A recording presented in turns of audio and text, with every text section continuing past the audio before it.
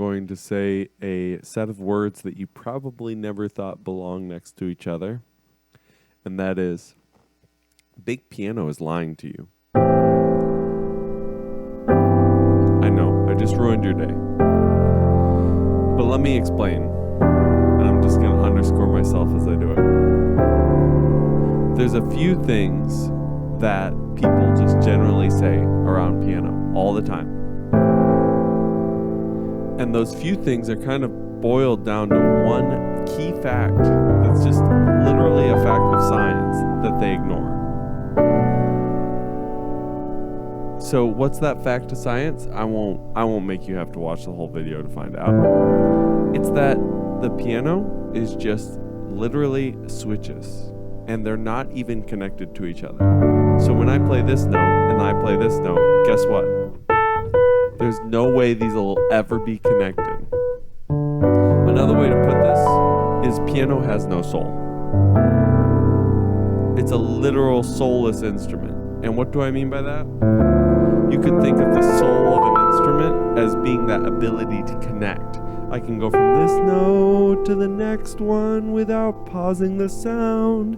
It can be purely legato. Well, guess what? No matter what I do, there is no such thing as actual true legato on the piano. When I play this note and then play this one, they're not connected at all. Okay, now you're going, hey, slow down your horses just a little bit here. I've heard piano. They even talk about something called legato. Yes, it's true. People do it all the time, you know.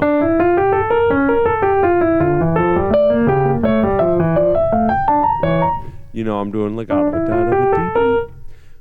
Well, what I'm actually doing is I'm faking it. Yes, this is what they don't want you to know. When I want to play something smooth, what I'm doing is I'm overlapping my fingers just the slightest bit. So I'm waiting to stop playing the C until after I play the D flat, and then I'm letting go. And you can do this to various amounts. You can do it where it's almost overlapping, slightly detached. You can do it a little overlapping, or you can do it to a ridiculous amount.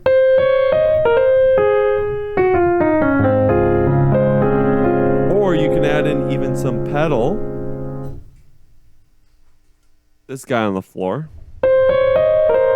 And it holds down everything for you.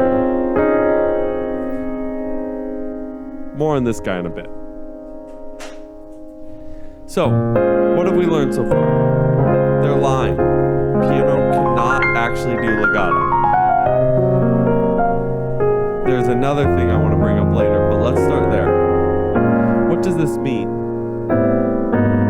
All of this, like, connect the notes and use all these lovely fluid hand motions to make sure you're playing beautiful melodies.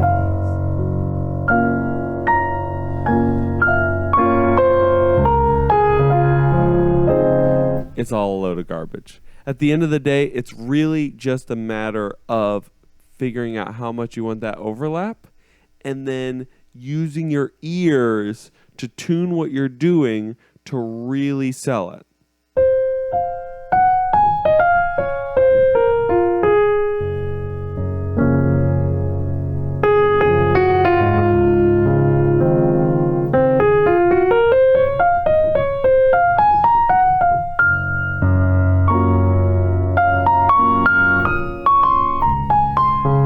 So you really have to be listening.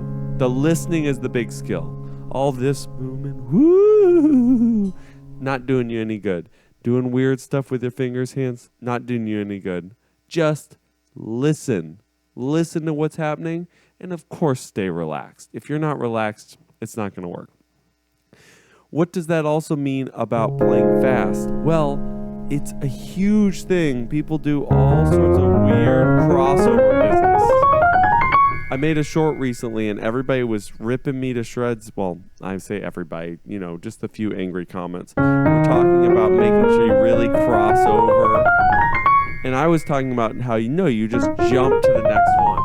And they were saying, well, that doesn't sound as good. And yeah, I was filming with one hand, so I probably didn't do the best job on that one video. But the point that I'm making is when you're playing piano, again, it's not a matter of actually creating a true legato. It's a matter of creating the illusion of legato. We have to understand what we're doing. We are lying. And we just need to be better deceivers effectively. And then that lets us do incredible things.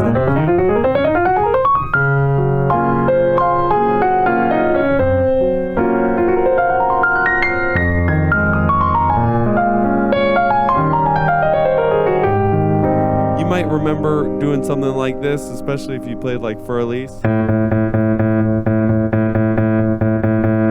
You're playing one note and then you're repeating it with multiple fingers. This is a great example of what I'm talking about. This is actually a great technique. Why is it a good technique? Well, if you try to do it with one finger, you run into two problems. Problem number one, you're getting tired with repeating it like this. It's a repetitive movement and it's causing you problems. Two, that one finger can only go up and down so fast. So if you have the other one, you can actually play it faster. And then three, you can play it even faster. So that's a good example of where one of those movements actually really help.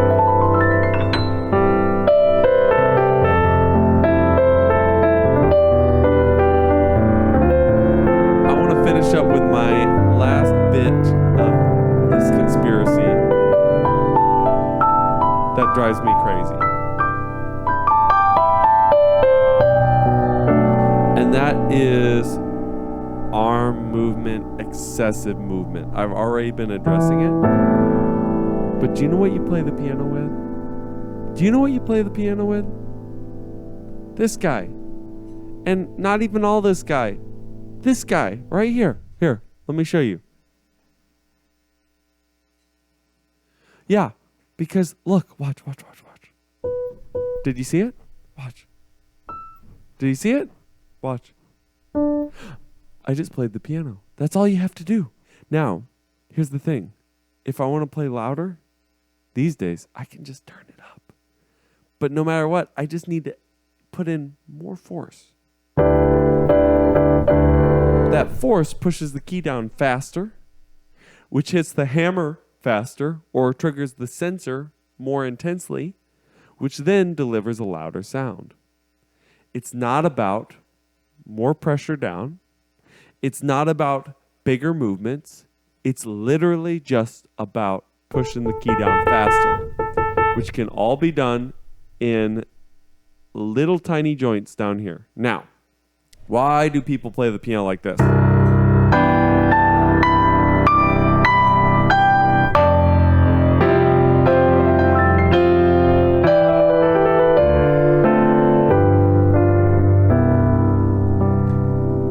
It all comes down to two things. There's a good reason, there's a bad reason, and there's just a random reason.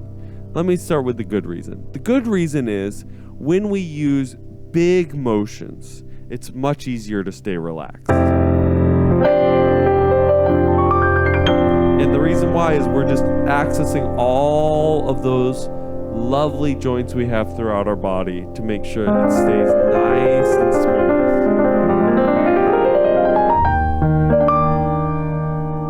Let me tell you the bad reason. The bad reason is because we think somehow it's going to affect our playing and create a bigger, bolder sound. Most likely, it is going to introduce more excessive movement, which will slow us down, and also it will dull the sound because the sound actually comes from that finger input. So if you don't have a firm fingertip, you can do all you want up here, and it'll be literal mush. Mush, mush, mush. But then I get that fingertip, and then immediately the sound gets crystal clear again.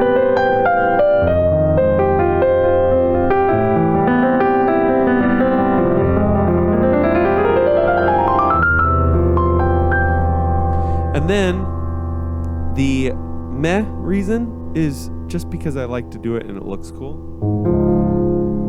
And I'm not going to lie, I'm pretty sympathetic with this reason because I am a performer and you need to do things that engage the audience visually now more than ever. All right, I did want to talk about one more thing, and that is this guy down here. The pedal. This thing, way overused by pianists. You don't need it anywhere near as much as people think you do. I'm going to play a little passage of something. And I'm going to do it without this pedal. And then we'll add it back in. But I'm just going to basically improvise a little bit and just show you what I'm talking about.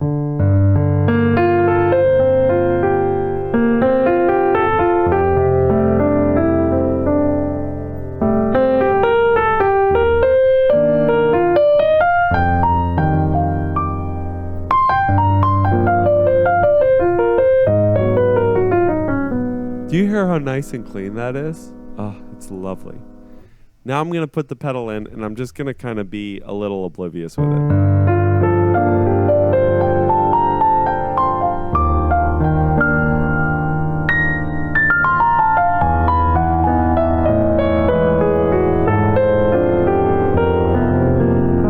Starts to get really messy. Now, I will say this about pedal. We live in kind of a different world than what I first was taught in, where it was almost all acoustic piano. Pedal on acoustic piano and pedal on keyboard really are different. And so they should be treated differently. And it goes back to the thing I was mentioning near the beginning of the video, which is play with these things. You got the finger, you got the ear. Finger, ear, finger. Okay, I'm going to stop saying that. So what have we learned today? We've learned that big piano is lying to us. And we've learned we got to trust one thing and one thing only in terms of how we make our sound. And that is our ears and listening. I hope this was helpful. If you like the channel, go ahead and follow me. I'm going to be making all sorts of really awesome content. I got shorts coming out every single day. I've got a podcast where I either just play piano a bunch or I talk about what's going on, but it's always related about what's going on. And until next time, I'll catch you later. Peace.